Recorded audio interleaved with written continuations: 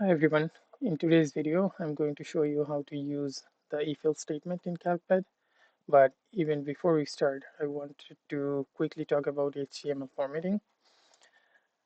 I know it can be really hard for us engineers to get familiar with HTML, especially when we just want to focus on calculation and scripting.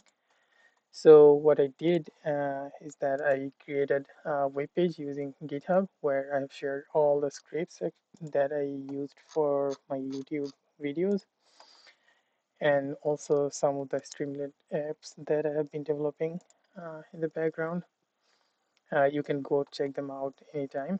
I've also shared some other scripts or resources that I have. But the main reason I'm showing you this page is that I've created a PDF cheat sheet where I summarized all the essential HTML code we need when we are working with Calcpad. It's meant to be simple reference, so you don't have to search everywhere. So please visit the webpage and take a look, and hopefully you will find it useful. I'll put the link in the video description below. All right, now let's get back to the video.